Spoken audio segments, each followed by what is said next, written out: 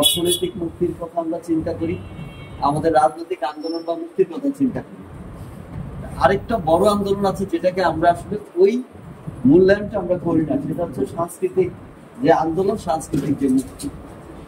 আসলে যে রাষ্ট্রের কথা আমরা চিন্তা করি সংস্কৃতি বা অর্থনীতি নিয়ে, সেই রাষ্ট্রের সৃষ্টি হয় না যদি কোনো সাংস্কৃতিক আন্দোলন গড়ে না ওঠে। একটা রাষ্ট্রে গড়ার যে চিন্তার যে চেতনা, সেটা মূল কিন্তু একটা সাংস্কৃতিক আন্দোলন, সাংস্কৃতিক চর্চা, মন মানসিকতায় কিন্তু রাষ্ট্রটা গড়ে ওঠে। আপনারা দেখেন যে আমরা যখন এটা ইগনোর করি তখন কি হয়। আমাদের চাঁদপুরে কয়েকটা সিনেমা হল ছিল এবং অনেকে সিনেমা হল ভালো না খারাপ এরকম বলি বা আমরা ওইটাকে মূল্যায়ন করি না। সিনেমা হলগুলো বন্ধ হয়েছে। বন্ধ হওয়ার পরে কি নারী দর্শন বেড়েছে? নারীদের যে বললেন যে নাটক করলে অনেকে আমরা ধারণা করি নাটক খারাপ, দর্শন কি বেড়েছে না কমেছে? আগের চেয়ে বেড়েছে। বেড়েছে। আমাদের সমাজে মাদক বেড়েছে, জি। সন্ত্রাস বেড়েছে। এই যে হলগুলো বন্ধ করে কি লাভ হয়েছে? বরং যদি হলগুলো থাকতো, সুস্থ বিনোদনের একটা জায়গা থাকতো, তাহলে আমরা অনেক কিছু থেকে দূরে রাখতে পারতাম। আমরা সবকিছুতে এখন কমার্শিয়ালি চিন্তা করি। আমার এই যে নাটকের কথা বললাম, প্রথম নাটক টাউন হলে দেখলাম, অনেকেই টাউন হলে নাটক দেখেছে। এখন কি টাউন হলে সে হলটা আছে? আমরা অর্থনৈতিক চিন্তা করে আরো দুইটা দোকান বাড়াইলে আমাদের একটু অর্থনৈতিক লাভ হবে, এই চিন্তা করে টাউন হলটাতে আমরা কোনো একটা মিলনায়ক করে যে বললেন যে আমরা একত্র হবো, সংগঠন করবো, এক জায়গায় বসবো, আড্ডা দেবো, সেই জায়গাগুলো তো নষ্ট করা হচ্ছে। টাউন হলে যদি হল থাকতো, কেউ না কোথাও বসে আড্ডা দিত, গল্প করতো, ব্যাপার করতো, বিড়ি সিগারেট খাইতো, যে যার যার মতো। তো আড্ডাটা তো হতো, বিভিন্ন সামাজিক ভালো চিন্তা হতো, সেই জায়গাটা আমরা নষ্ট করলাম। এটা আমাদের সংস্কৃতি লঙ্ঘনের নেতৃত্বের ব্যর্থতা যে আমরা ওই জায়গায় পৌর প্রশাসনকে বাছাই করতে পারি নাই যে টাউন হলের হলটা কোথায়। আপনি যে এটা করলেন, তো হলটা কোথায়? আপনার হলটা দেন, আপনি কিছু দোকান বা মার্কেট করে রাখছেন। যাই হোক, আমি ধন্যবাদ জানাই লিটন ভাইদেরকে, যারা এই যে সাংস্কৃতিক চর্চা এটাও একটা ব্যবস্থা করতে পেরেছে। মানিক ভাইকে তো ধন্যবাদ, আমরা দেওয়ার কিছু নাই, আপনারা আমার বড় মানুষরা দিয়েছেন যে উনি এখানে কাজ করেছেন। আমরা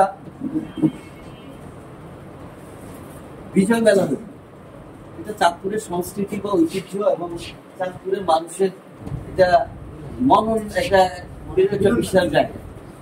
গতবার কি বিজয় মেলা হয়েছে? এবং একটা পরিবর্তিত পরিস্থিতি সেটা হয় না।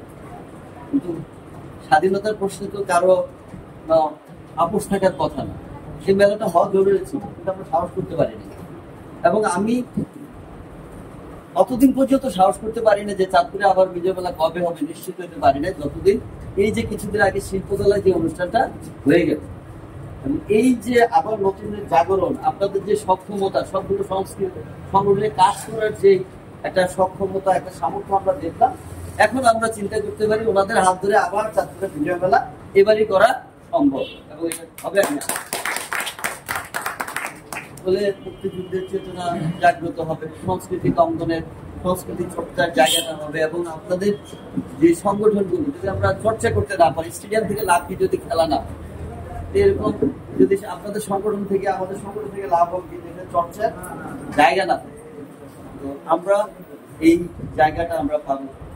আর সাংস্কৃতিক আন্দোলন বা মুক্তির কথাটা আমি আবারও বলি এই জন্য, দেখেন আমরা একটা ক্রান্তি লগ্নে দাঁড়িয়ে আছে। যে ফ্যাসিস্ট আওয়ামী লীগের পতন হয়েছে, কিন্তু তাদেরকে কিন্তু একটা সময় তারা সংগঠনটাকে ধরে রাখছিল, এই অঙ্গনটাকে ধরে রাখছে, তারা চেতনার কথা বলছে, ধর্মান্ধতার বিরুদ্ধে কথা বলছে, তাদের কর্মকাণ্ডে তাদের পতন হচ্ছে। তারা যাওয়ার পরে কিন্তু একটা শূন্যতা, এই যে যেটাকে তারা দখল করে রাখছে ওই জায়গায় তো একটা শূন্যতা। এটা যদি আমরা না করতে পারি, আমরা এই সংগঠনগুলোর স্বাধীন চিন্তা দিয়ে বা অন্য কোনো রাজনৈতিক শক্তি হোক, সামাজিক শক্তি হোক, তাদের সাথে আমরা একাত্ম যদি আমাদের সাংস্কৃতিক অঙ্গনের শক্তি যদি আমরা ধরে রাখতে না পারি, সেটা অবশ্যই স্বাধীনতার সপক্ষে শক্তি হয়ে যদি ধরে রাখতে না পারি, তাহলে আজকে যে আমাদের নারী মুক্তির যে এতদিনের যে অর্জন, সেটা ব্যর্থ হবে।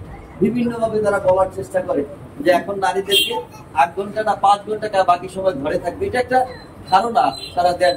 নারীদেরকে ঘরে রাখতেই তারা চিন্তা করে, তারা নারীদেরকে তাদের যে সম্ভাবনা, তাদের যে শক্তি, এই শক্তিটা তারা কাজে লাগাতে দিবেন। আমাদের সংস্কৃতি চর্চা তারা করতে দেবে না। আমাদের দেখেন অনেক লালন সঙ্গীতের আসর বন্ধ হচ্ছে, অনেক সুফিবাদের মাদের বন্ধ হচ্ছে, আমাদের বিভিন্ন স্থাপনায় সংস্কৃতিতে আঘাত করার চেষ্টা আছে। এটার জন্য এটা যদি তারা সফল হয়, বাংলাদেশ রাষ্ট্রের যে চেতনা, বাংলাদেশের রাষ্ট্রের যে উদ্দেশ্য, আমাদের লিটন ভাই একটু আগে যে আমাদের সংস্কৃতি চর্চার যে উদ্দেশ্যটা বললেন, সেটাও একটা চরমভাবে আমাদের সেই চেতনা ব্যাহত হবে। আমরা একত্র থাকার যে আমাদের ইচ্ছাটা ব্যাহত হবে, রাষ্ট্র ভেঙে যাবে এবং আমাদের নতুন একটা ধর্মান্ধতার একটা জায়গা এখানে, যেটা আমরা কেউ সেই জন্য আমরা একত্রে থাকবো, সাংস্কৃতিক চর্চাটাকে আগে নেব। হয়তো সেখানে আমাদের তেমন কোনো আউটপুট নাই, থাকবে না, হবে না, জসিম মেহেদী যেরকম বললেন। আবার আমাদের শহীদ ভাইয়ের কথায় আবার আমরা একটু আশ্বস্ত পেলাম। চাঁদপুরের থিয়েটারই তারা, চাঁদপুরের থিয়েটার থেকে তারা এমন এমন রত্ন, এমন এমন ব্যক্তি চাঁদপুরের বাংলাদেশের অঙ্গনে তারা উপহার দিয়েছেন, যেটা আমরা আশাবাদী হতে চাই। আমরা এই প্রজন্ম থেকে আবার আমরা নতুন করে আশাবাদী হতে চাই। মাঝখানে যে আমাদের যে একটা বড় একটা গ্যাপ হয়েছে, যে আমাদের একটা বড় শূন্যতা সৃষ্টি, শূন্য থেকে আমরা কাটিয়ে নতুন করে ইনশাল্লাহ আমরা আবার ওই জায়গায় আমরা চাঁদপুর থেকে আবার বড় বড় সাংস্কৃতিক অঞ্চলের ব্যক্তিত্ব আমরা উপহার দেব।